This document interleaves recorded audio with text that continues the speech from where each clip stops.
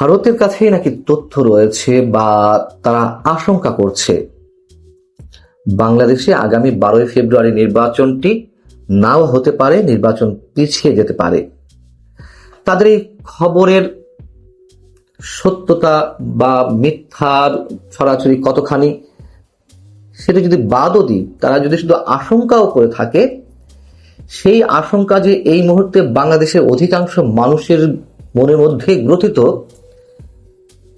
সেটা নিশ্চয়ই আমরা একেবারে ডেফিনেট করে বলতে পারি। আনন্দবাজার, ভারতের প্রভাবশালী বাংলা দৈনিক আনন্দবাজার একটি এক্সক্লুসিভ রিপোর্ট প্রকাশ করেছে তাদের দাবি অনুযায়ী আনন্দবাজারের প্রিন্ট ভার্সনে। সেই রিপোর্টটি আবার আনন্দবাজার তাদের অনলাইনে তুলে ধরেছে, যদিও সেটি আবার যে আমরা যে কেউ দেখতে পারবো তা নয়, কারণ নির্দিষ্ট একটি অঙ্কের টাকার বিনিময়ে সাবস্ক্রাইব করে তারপর আনন্দবাজারের এক্সক্লুসিভ রিপোর্টগুলো দেখতে হয়। যাই হোক, আনন্দবাজারের এই প্রতিবেদনের শিরোনাম হচ্ছে নির্বিঘ্নে মিটবে কি ভোট সংশয়। এখানে তারা যে আশঙ্কা করছে দুটি বিষয় এর পিছনের কারণ হিসেবে উল্লেখ করা হয়েছে। সেই দুটি বিষয় আবার সাম্প্রতিক সময়ে বাংলাদেশের কোটি কোটি মানুষের মধ্য থেকেই উচ্চারিত হচ্ছে। সেই দুটি কারণেই তারা সন্দেহ হিসেবে প্রকাশ করছে। তো এই প্রতিবেদনে বলা হচ্ছে, বাংলাদেশে ভারতের হাই কমিশন ও ডেপুটি হাই কমিশনগুলোতে দায়িত্বরত কূটনীতিক ও অন্য আধিকারিকদের পরিবারের সদস্যদের ফিরিয়ে নেওয়ার সিদ্ধান্তের পর বাংলাদেশের আইন শৃঙ্খলা পরিস্থিতি নিয়ে উদ্বেগ প্রকাশ করেছে সাউথ ব্লক, অর্থাৎ ভারতের পররাষ্ট্র মন্ত্রণালয় সহ গুরুত্বপূর্ণ মন্ত্রণালয়গুলো যেখান থেকে পরিচালিত হয় সেটিকে তারা সাউথ ব্লক বলে। এখানে বলা হচ্ছে, মূলত আইন শৃঙ্খলা পরিস্থিতির অবনতির কারণে ভারতীয় কূটনীতিকদের ফিরিয়ে নেওয়ার পর বাংলাদেশের অন্তর্বর্তীকালীন সরকারের মহল থেকে দাবি করা হয়েছে ঢাকায় পরিস্থিতি স্বাভাবিকই রয়েছে। যদিও ভারতও বাংলাদেশের কূটনীতিকরা সেখানে যেভাবে রয়েছে সেভাবে তারা দাবি করে। তো এই বিষয়ে দ্বিমত পোষণ করছে নয়াদিল্লি। ডক্টর ইউনূস সরকার আইন শৃঙ্খলা পরিস্থিতি নিয়ে যে দাবিটি করেছে সেইখান থেকে। বাংলাদেশে নির্ধারিত সময়ে নির্বাচন হবে কিনা তা নিয়েও সংশয়ে সাউথ ব্লক। সূত্রে খবর, কূটনীতিকদের পরিবারকে ফিরিয়ে আনার সিদ্ধান্ত আগে থেকেই নেওয়া হয়েছিল, প্রক্রিয়া চলছিলই। মূলত চট্টগ্রামে মিশনে হামলার পরই নিরাপত্তার ঝুঁকি আর নিতে চায়নি নয়াদিল্লি।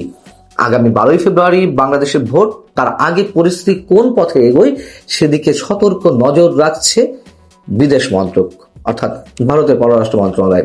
শেষ পর্যন্ত ভোট নির্ধারিত সময়ে হবে কিনা তা নিয়ে উৎকণ্ঠা এখনো রয়েছে।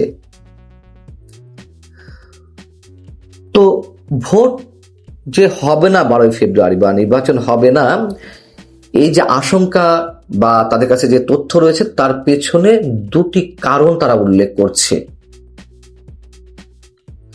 বাংলাদেশের মানুষের অনেক ধারণা যে এই নির্বাচনটি দুটি কারণে পেছাতে পারে এবং সেই কারণগুলোই হয়তো মিলে যাচ্ছে, যদি সত্যি তারা তথ্য পেয়ে থাকে বা তারা মোটামুটি নিশ্চিত হয়ে থাকে। তো এই দুটি কারণ কি? এই দুটি কারণের একটি হচ্ছে, ঘুরে ফিরে সে আইন শৃঙ্খলা পরিস্থিতি ক্রমান্বয়ে খারাপের দিকে যেতে পারে এবং সেটিকে অজুহাত হিসেবে দাঁড় করিয়ে বা বাস্তবতার জায়গা থেকে নির্বাচন যথাসময়ে নাও হতে পারে। এবং যেই কথাটি আমি গত 1 বছর ধরে বলে আসছি প্রিয় দর্শক আপনাদের সামনে, যে এমন কোনো সিচুয়েশন তৈরি হতে পারে বা তৈরি করতে পারে যে কোনো একটি বিশেষ গোষ্ঠী যাতে নির্বাচন পিছানোর জন্য একটা অজুহাত দাঁড় করানো যায়। আরেকটি হচ্ছে কি, আমাদের ভিতর থেকে অনেকেই দাবি করছেন যে না, জামাতে ইসলাম সব শেষ পর্যায়ে এসে নির্বাচন বয়কট করতে পারে, সেটিও তারা মনে করছে।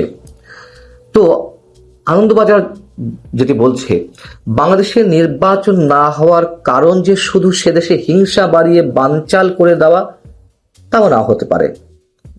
মানে এই যে দুটি কারণের সেই প্রথম কারণটি নাও হতে পারে। দ্বিতীয় কারণের জায়গা হিসেবে বলা হচ্ছে, রাজনৈতিক মহলের একটি সূত্র বলছে জামায়াতে ইসলামী এখনো পর্যন্ত নিশ্চিত হতে পারছে না সম্মানজনক আসন পাবে কিনা। আওয়ামী লীগ নেই, দেশে শেখ হাসিনা বিরোধী হাওয়া রয়েছে এই হাওয়ায় ভর করে যদি বিপুল আসনে জিতে আসে বিএনপি, তাহলে জামাত পাবে নামমাত্র আসন। দীর্ঘমেয়াদী রাজনীতিতে তাদের গৌণ হয়ে যাওয়ার আশঙ্কা রয়েছে। মানে বাংলাদেশ স্বাধীন হওয়ার পর এমন রমরমা অবস্থায় তো জামাত আর কখনো ছিল না, এটা তো সত্য কথা। মনে হচ্ছে তারাই দেশ স্বাধীন করে নিয়েছে, তারাই রাজত্ব করছে, তারা যা বলবে তাই হবে, বিষয়টা তো এরকমই দাঁড়িয়ে গেছে। তো বিজেপি সরকারের, ভারত সরকারের বরাত দিয়ে, বিশ্বস্ত সূত্রে বরাত দিয়ে আনন্দবাজার বলছে, আওয়ামী লীগ ময়দানের বাইরে জামাত ও ভোট থেকে নিজেদের প্রত্যাহার করলে, যেটা বলছিলাম শেষ পর্যায়ে যদি বয়কট করতে পারে বা বয়কট করে, সেক্ষেত্রে সবাইকে নিয়ে নির্বাচনের ছবিটি ভেস্তে যাবে। মানে এমনিতেই তো আওয়ামী লীগ নেই, জামাত থাকবে না, জাতীয় পার্টি নির্বাচন করতে পারবে কিনা এখনো সন্দেহযুক্ত। আওয়ামী লীগের সম্ভাবনা যে দলগুলো তারাও নির্বাচনের বাইরে।